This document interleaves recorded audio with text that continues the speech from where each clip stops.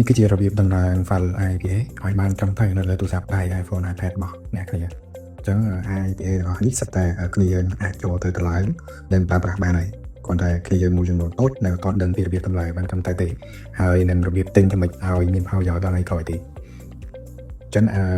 សម្រាប់ផលប្រយោជន៍ដល់ថ្ងៃក្រោយការប្រើប្រាស់យើងល្អមុននឹងប្រាប់ពីរបៀបទិញនៅtrongវីដេអូណាអញ្ចឹងឥឡូវយើងមករៀនដំណើរសិនអញ្ចឹងជាដំបូងយើងសង្កត់នៅលើ file iPA មួយណាដែលយើងចង់តម្លើងមកចឹងមុននឹងយើងយកទៅតម្លើងយើងត្រូវ download វាសិនណាចឹងដូច iPA ហ្នឹងចឹងយើងត្រូវ download វាសិនពេល download ពេញហើយវានឹងចេញទម្រង់ចឹងហើយដូចរបស់ខ្ញុំចឹងខ្ញុំលើកឧទាហរណ៍ iPA ឡើងមកសិនចឹងយើងគ្រាន់តែសង្កត់លើ iPA ហ្នឹងឲ្យជាប់មកយើងចុច select ខាងក្រោមចុចសញ្ញាពូនខាងក្រោមហើយចុចចូលទៅក្នុង app មួយដែលមានឈ្មោះថា PU.Sign ចឹង PU.Sign ខ្ញុំបានទិញរួចហើយហ្នឹងគឺជា app ដែលយើងត្រូវការចាំបាច់ហើយចឹងខ្ញុំទិញរួចហើយពេល select ចឹងមកចុចសញ្ញាពូនវានឹងមានហើយចឹងចុចចូលចឹងចុចចូល PU.Sign មកហើយរងចាំឲ្យវា import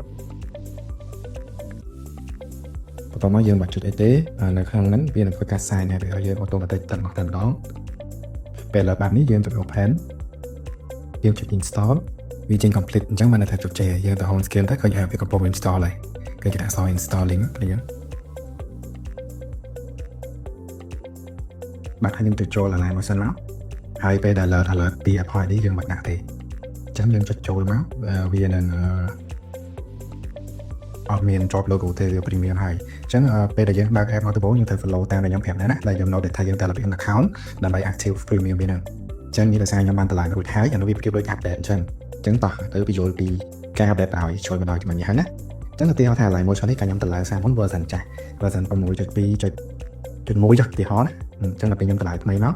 តែរបស់ខ្ញុំនៅក្នុងហ្នឹងនេះដែលខ្ញុំ edit ហើយ project របស់ខ្ញុំ edit ហើយហ្នឹងវាអត់បាក់ទេឡើងតែ version នេះណាចិត្តវាធ្វើរបៀបអញ្ចឹងបើហ្នឹងខ្ញុំធ្វើហ្នឹងក៏ធ្វើបែបអញ្ចឹងដែរណាខ្ញុំតម្លើងវាព្រមគ្នាអញ្ចឹងរបៀបទិញដើម្បីឲ្យចំណេញទទួលបានផលប្រយោជន៍ច្រើន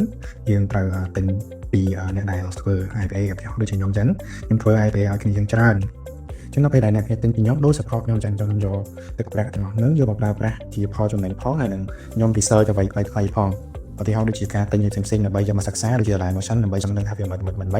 ម្បីយកមក grab ឲ្យអ្នកគ្នាបានប្រើអញ្ចឹងណាហើយអ្នកគ្នាផ្សេងៗទៀតអញ្ចឹងមានប៉ុណ្ណឹងហើយតម្លៃរបស់វាគឺប៉ុណ្ណេះវាមិនថ្លៃប្រាទេមកម៉ោងអាចឲ្យគ្នាយើងឆាយទៅលើវាបាន$10 $15 $20ទៅតាមទឹកលុយរបស់គ្នាចង់បានហើយអ្នកគ្នានឹងទទួលបាន iPA free ជាច្រើនទៀតពីខ្ញុំដោយអ្នកគ្នាជួយទិញខ្ញុំទៅខ្ញុំនឹងធ្វើការជួយធ្វើ iPA free ឲ្យគ្នាយើងវិញគេហៅថា support គ្នាទៅវិញទៅមកគ្នាយើងបានអរគុណច្រើន